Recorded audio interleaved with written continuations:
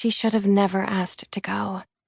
It had been an innocent enough request, and there was always a chance things might have gone differently, because that was how he was. She always had just as much chance of being surprised as she did of being thrown halfway across the room. All the way across when she was younger, but she was 16 now and almost as tall as him.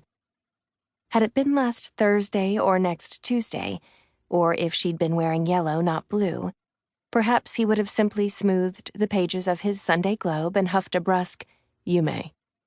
But it was today, and he was him, and his fists had a way of coming out of nowhere before she could even duck. She had discovered recently that a whimper of pain from her mother was a guaranteed trigger for his trademark unpredictable violence. He loathed the sound of weakness, hated that she was frail, as though somehow it reflected poorly on him, on Davis Winston Hastings, to have a sickly wife. Early on, she'd tried to suppress the noise of her misery, but things were worse now, and she could no longer manage it. The malignant thing had become all that there was of her, nestled there between her ribs. And although Catherine was smart enough to know better, she could never quite shake the feeling that he had somehow placed it there, that he had conjured the tumor just to be cruel, just to exert his unyielding authority over them. "I can make you sick, then punish you for not being well." Because he was the one in charge, make no mistake about that. He was the one with the name and the money and the manhood, and so he held their whole world in his eager fists. He made the rules, and the rules were everything. Unwritten, unspoken, undeniably understood. Remain at the dinner table until given permission to leave. Earn excellent grades but never appear smarter than the boys. Appreciate what is given to you, and ask for nothing more. She should have never asked to go. But sometimes the smack did not come. Sometimes the insult went unspoken. Sometimes her meals would not be withheld in the wake of some perceived misbehavior or shortcoming. On some days, he could be utterly indifferent.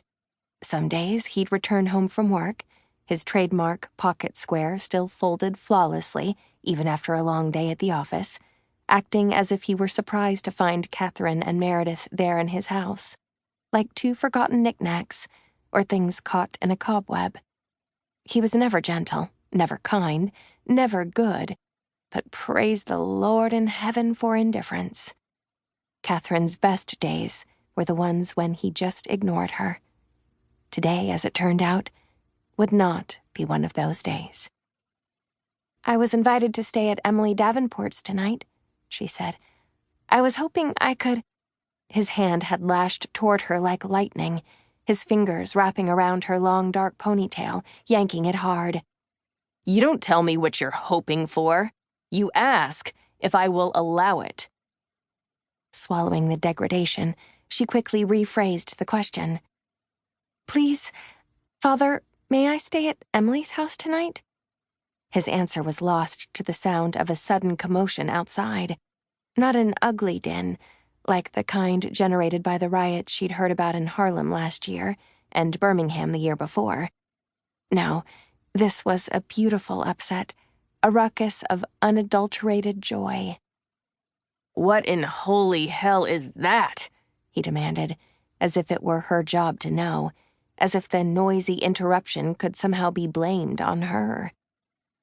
"The circus," she muttered in disgust, because she was sure that was how he would want her to feel about such a garish display. She'd heard that it was in town, but had forgotten until just now, as the parade came unfurling along the perfect Brooksvale Avenue, on which their perfect brick house stood among other perfect brick houses, though theirs was the most perfect by far, because it was his. Perhaps it was the gleeful intrusion of the circus parade that compelled him to increase the duration of his torment. He was usually appeased, or perhaps bored, sooner. But today he held tight until her scalp stung and her face was streaked with tears. Without releasing his hold on her hair, he dragged her toward the open front door. Squinting through the spring shadows that fell across the covered porch, Catherine saw her mother, hardly more than a shadow herself, bundled under woolen blankets on a wicker chaise. She was watching the circus performers file past in the late-day sunshine, a roaring, dancing, tumbling rainbow. The music was as irresistible as if they'd hired the Pied Piper himself to lead the band. Catherine wished it would stop. She wished it would never stop. It was at once too lovely and too strange, and it did not belong here, dancing and cartwheeling through her humiliation.